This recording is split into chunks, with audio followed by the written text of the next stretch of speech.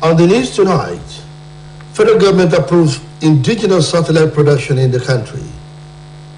Federal government targets additional 30,000 megawatts of electricity by 2030. China and Saudi Arabia signed a comprehensive strategic partnership. Good evening, welcome to the Major Report. Babatunde Bonatito is my name. Federal government agencies and petroleum marketers have resolved to end the crippling shortage of petrol across the country that has seen pump prices hit 285 naira per litre.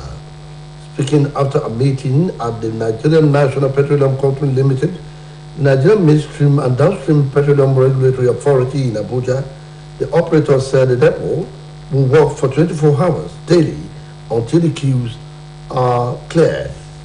The meeting had in attendance officials of the Department of State Services, the Major Oil Marketers Association of Nigeria, Depot and Petroleum Product Marketers Association of Nigeria, Independent Petroleum Marketers of Nigeria, National Union of Petroleum and Natural Gas Workers, National Association of Road Transport Owners, among others.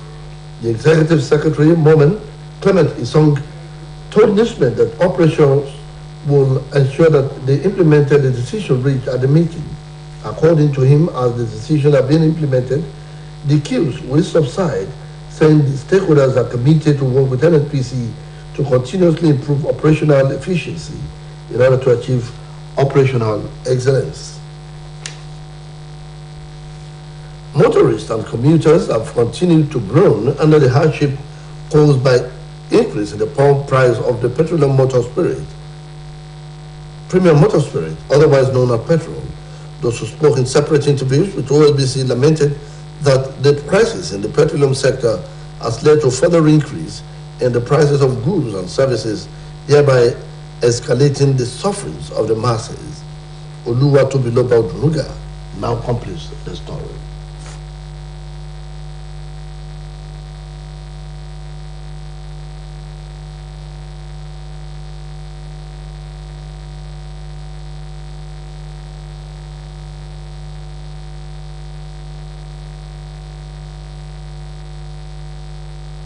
The unresolved crisis in the oil sector, which has led to scarcity of fuel and increase in price of petrol, and its attendant implications in the lives of the people, as well as on the prices of goods and services, has escalated the hardship most Nigerians have already been subjected to, as it has led to further increase in transport fare and that of goods and services. Lighter, however, seems to be beaming in the oil sector as the Department of State Services, DSS, has issued a 48-hour ultimatum to the Nigerian National Petroleum Corporation Limited, Independent Petroleum Marketers Association of Nigeria, IPMAN, and other stakeholders in the oil sector to resolve the ongoing fuel crisis. The DSS threatened that it would launch manhunt for any destructive tendencies if after 48 hours there is still queues at various filling stations in the country. According to the DSS, the service is charged with the mandate of detecting and preventing crimes and criminalities that may want to jeopardize internal security, with the fuel crisis is not an exemption. The 48 hours ultimatum issued by the Department of State Services have raised the hopes of Nigerians who express optimism that the fuel crisis in no time will be something of the past. Investigation revealed that petrol is being sold between 180 naira and 280 naira per litre. Speaking with Osbc News on the scarcity of fuel and increase in pump price, respondents including Mr. Wale Ateleke, Mr. Shefiu Muhyiddin, and Elder Titus Omoni lamented that Nigerians are already battling with high cost of living, urging the federal government and concerned stakeholders to come to their rescue. To enjoin the government to find a lasting solution to the scarcity of fuel, while they expressed hope that the 48 hours ultimatum will be implemented as expected across the country. We are really tired. This frustration is too high for us. But if they want this Nigeria to be okay, they should find solution on it. The scarcity is somehow alarming in the sense that by this time we don't even expect it at all to still have fuel scarcity in Nigeria. It's a hard time for we commuters. The respondents maintain that the time has come for Nigerian National Petroleum Company Limited and the federal government to resuscitate the country's ailing refineries and stop refining Nigeria's crude abroad, which they describe as economic sabotage. Oluwatobiloba Odunuga, Osbc News. The Nigerian National Petroleum Company Limited is to provide additional 1 trillion naira for road projects in Nigeria. The NNPC Group Chief Executive Mele Kyari in Lagos disclosed this during a tour of construction exercise ongoing at Agbara Badagry Road Project. He said 1 trillion naira will be invested on road projects through the federal government road infrastructure tax credit scheme. According to the CBN boss, the NNPC had indicated its intention to provide funds for the construction selected roads projects in order to ease the movement of petroleum products. He added that the project was executed under the tax credit scheme that was funded by the NNPC through the Federal Inland Revenue Service in accordance with the President's executive order. The construction exercise was under the management of the Federal Ministry of Waste and Housing, as the NNPC provided funds for the construction of 1,804.6 kilometers of roads at a cost of 621.24 billion naira. The Minister of Finance, Budget and National Planning, Mrs. Zainab Hamid, has said the federal government will review the criteria used by the Development Bank of Nigeria to disburse loans to the medium and small-scale enterprises to ensure geopolitical spread. Mrs. Hamid gave the hint when she appeared before the Senate Annual Committee probing alleged uneven distribution of 500 billion naira federal government loans already given out to MSMES by the bank.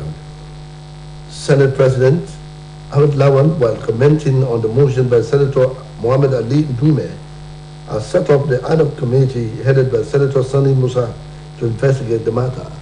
Ndume had claimed that the Southwest, especially Lagos State, had the largest number of the loan beneficiaries. The chief executive officers of the affected banks, like the DBN and the Bank of Industry, among others, had told the panel that they adhere strictly to the criteria set up by the regulators and not geopolitical consideration in giving out loans. The governor of the Central Bank of Nigeria, Godwin Emefiele, said Nigerian economy is overdue to go cashless, and the federal government has sufficiently invested in the required payment system infrastructure to make the transition seamless. Mr. Emefiele stated this after meeting President Muhammadu Buhari at his native hometown of Blaura in Katsina State. Emefiele stated this after meeting that it could be recalled that controversies have traded the CBN's latest policy with limit daily cash withdrawal to 20,000 naira and weekly withdrawal to 100,000 naira for individuals. Reports say while responding to the National Assembly rebuttal of the policy, Emefiele said the withdrawal limit were not cast in stone but will be reviewed upward with time. He argued that CBN did not wish to make life difficult for Nigerians, but only sought to better the economy. He added that the CBN will publish the names of all its 1.4 million super agents to ease the return of old medicine on bank's community.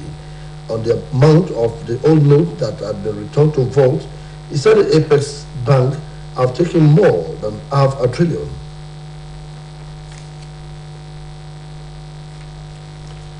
The federal government has approved indigenous satellite production in Nigeria to boost internet broadband penetration. The production and design will be achieved through a public-private partnership project in line with executive order which seeks to boost local production and enhance Nigeria relies less on imports. Minister of State for Science, Technology and Innovation, Chief Henry Ikechukwu Iko, made this known during the South-South dialogue between government and stakeholders in the science, technology and innovation ecosystem in Port Harcourt.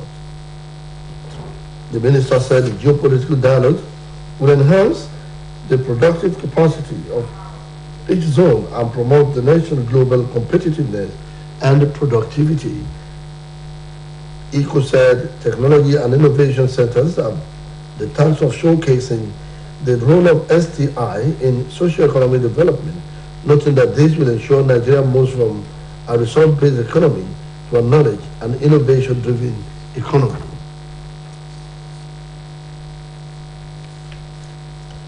The federal government said it had developed a national renewable energy and energy efficiency policy with accompanying vision to add 30 megawatts of electricity by the year 2030. Minister of Power, Mr. Abubakar Aliyu, said this in Abuja at the 5th National Council on Power meeting with the theme sustaining and improving electricity supply through power sector value chain for socio-economic growth. Mr. Aliyu said that renewable energy will contribute 30% of the energy mix to the policy. He said that renewable energy was taking the center stage of the ongoing reform in the power sector as it is visible from the ongoing and completed projects in the Zungeru hydroelectricity power project, which is at 97% completion. According to him, the power sector is undergoing various reforms aimed at improving the sector, adding that the government is presently investing in power infrastructure. The blame game between the federal government and the state governors over who is responsible for deepening poverty situation in the country has been described as diversionary tactics deployed by the political class to further impoverish the majority of the people. Human rights activists who spoke in separate interviews with Osbc News noted that what the country lacks at the moment is quality leadership at all levels. Our reporter, Oluchi Yamuda, now completes the story. Nigerians have continued to battle economic challenges with recent reports from the Nigeria Bureau of Statistics, which indicated that over 133 million people are deep into poverty. The report has thrown the federal government and the state governments into confusion as they continue to trade blames over whose actions and inactions may have pushed the country into economic crisis. The federal government, through the Minister of State, Budget and National Planning, Mr. Clement Agba, had accused the state governors of abandoning the rural communities where over 70% of Nigerians dwell. He also blamed states for abandoning rural roads and other basic infrastructures while competing to build overhead bridges and skyscrapers in their capitals for political gains. The state governors, on the other hand, accused the federal government of failure to tackle the security challenges in the country, which they noted is chiefly responsible for rural-urban migration in Nigeria and in the past 8 years. In their reactions, human rights activists, including Comrade Michael Ebofin and Comrade Gafar Lamid, stated that what the country lacks at all levels is quality leadership. They maintain that it is too late for the federal government to be crying wolf when it is responsible for the formulations of Nigeria's economic policies and had consistently looked the other way when it comes to the management of the nation's finances, especially with regards to local government funds. He promised Nigerians that he was going to deliver. He was going to secure a nation. He was going to be a father of all, and he was not going to be partisan. And when somebody has made that kind of promise, you know that encompasses everything. It has to do with the socio-cultural, the socio-political, everything, the economy situation has to be handled and make sure that everything goes well with equal the distribution of our nation's wealth. But the reverse is the case. When you look at the entire country at this moment, you know, the ordinary man on the street find it difficult, to cope. The respondents spoke on the need to amend the nation's constitution and allow for the dissolution of powers between the three tiers of government, which would give way for local government autonomy. They argued that the federal government is wielding too much power through the exclusive legislative list, when the local councils, which are closest to the people, are wallowing in penury. Oluchi Amuda, Osbc News. It is not news for nursing mothers in government service to embark on maternity leave so as to take care of themselves and the newborn baby. What is news, however, is the recent approval of the paternity leave for fathers of newborn by federal government.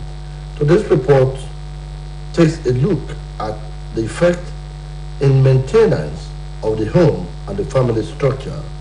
Oluwatobiloba Odunuga has details.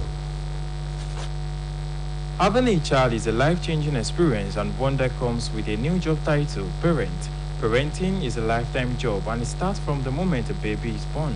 The early days of a child's life are crucial because it is when parents and infant first bond and begin their lives together.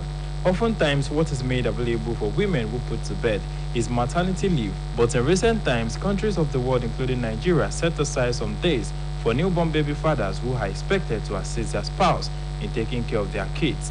Being able to take some time away from one's career to be present for the first month of a child's life is important to parents around the world. Many governments, including the federal government of Nigeria, recognize that and provide their citizens with federal maternity leave and paternity leave protections. When it comes to paternity leave, things are very different because over 65 countries in the world do not offer paternity leave of any kind for fathers. There has been a push in many countries around the world to increase paternity leave and encourage fathers to take time off to bond when a child is born. But on a global level, paternity leave protection still lag behind their mother-focused counterparts. The recent approval of our 14 working-day paternity leave for federal civil servants in Nigeria has been generating reactions from well-meaning individuals who commended the federal government's decision, saying it is a welcome development. Speaking with OSBC News in separate interviews on this development, respondents including Mr. Idris Raji, Mr. Oluwagbemi Gababayemi, Mr. Emmanuel Boluwaji, and Ms. Oluwatobi Bamigbowu maintain that this is a sweet thing to see fathers play with their kids, adding that this will not only increase their bonding, but will also bring joy, peace, and harmony to the family. Kind of relief when mothers or wives see their husband and they take care of the baby together. So I think the paternity leave is a very good idea. Aside from just putting to bed, I think the mother needs to rest. Then medically, I think the rest is better for her because she'll be able to feed the baby and the rest. So I think she needs some kind of helping hand to support her. When you're not with what belongs to you, people might handle it any way you don't like. So when a father has the time to be available and look after the wife and the newborn baby, then it will be a good thing. So for me, I will appreciate that. Having time to stay with my family and to take care of my child and the wife, that's a great thing. So it's a welcome idea from the government. I think love covers everything. Like, it's your partner, you have to help. Because that your particular wife or spouse or anything, they can't actually do everything. So you even need to, even apart from the physical support and everything, the moral support, the emotional support, it also helps a lot. So I think I'm very much fine with paternity actually, because it helps you create bond between you and your that spouse or wife at that particular moment. It won't help to bond you guys together, so I think there's nothing wrong with it. It's a very good initiative, a great step. I personally like it. You know, it's for them to bond with the new baby and all that. So it wouldn't be the mother only, but the father. You know, knowing that we both did this and this is the result. We both want to bond with our newborn. So it's a very good one. I love that. I actually love it. Speaking in the same vein, a unionist in Osun State, Mr. Adekola Adebowale, called on all the states in Nigeria to domesticate the law and extend such noble gesture to all workers in the country, including private establishments. He equally spoke on the need for government to back up the paternity leave approval with monetary benefit for the benefit of all. Oluwa Tobiloba Odunuga, OSBC News. Osun State Governor, Senator Ademola Adeleke, has rejoiced with his wife, Mrs. Titi Adeleke, on her birthday, describing her as a strong pillar of support and a dependable partner. In a birthday message, the governor noted his wife's contributions, support and care during decades of marriage and struggle for political leadership, commending her patience, accommodating nature and perseverance. According to the state helmsman, Mrs. Titi Adeleke has contributed immensely to his success in all ramifications. The governor prayed God to continue to strengthen and grant her long life in good health and prosperity. Osun State government has described as outright falsehood the insinuation by those described as faceless group that it plans to divert the Shopee fund recently released to local governments in the state. A statement by the spokesperson to the governor, Malam Rashid Olawale, described as calculated attempt by those he called agents of the past administration to pollute the minds of the people of Osun with falsehood after they were stopped from pilfering the fund as they had done in the past. The release said the fund will now be used for the purpose it is meant to serve, unlike in the past when it was openly pilfered. The Association of Veteran Journalists in the States have lauded the hit-the-ground-running administrative style of Governor Ademola Adeleke since he got sworn in to the office. The association gave the commendation in a statement released by its intimate maker, Smollett Adetuese Shitu Alamoyin Oshobo. The release also appreciated the prompt appointment and swearing in of 3 top functionaries of the administration, namely the Secretary to the State Government, the Chief of Staff to the Governor, and the Head of Service, wishing them well in the newly assigned duty. The association charged them to do all within their powers to return the true professionalism and commitment to public service. Now welcome to our sports segment.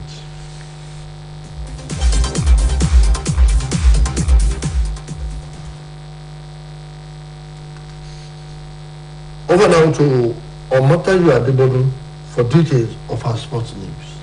Former African champions Super Falcons of Nigeria retained 45th position in the latest women ranking released by the Federation of International Football Association FIFA today.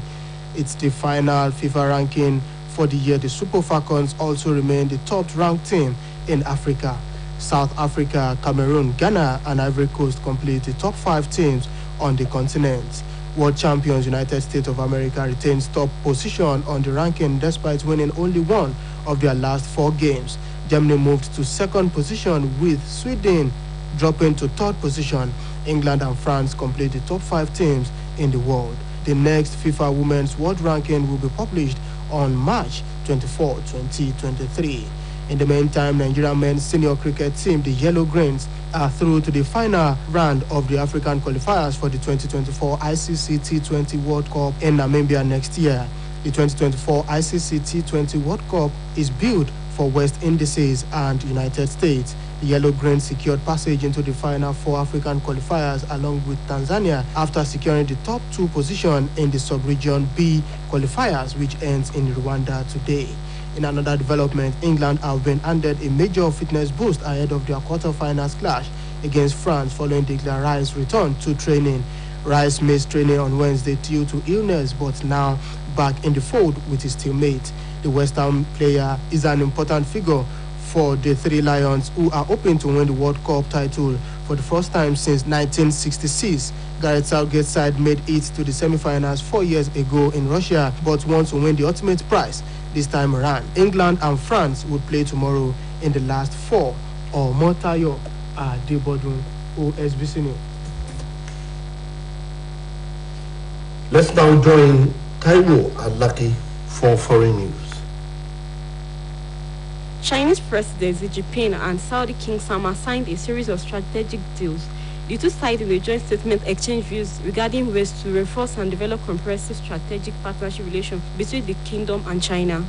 The Chinese leader also met other Gulf oil producers and attended a wider summit with Arab League countries. He heralded a new era in relations. As well, President Vladimir Putin today warned the Russian could reduce oil production in response to a $600 price cap on its oil exports agreed by Western nations over Moscow-Ukraine offensive. The price ceiling agreed by the EU, G7, and Australia recently came into force and seeks to restrict Russian revenue while making sure Moscow keeps supplying the global markets.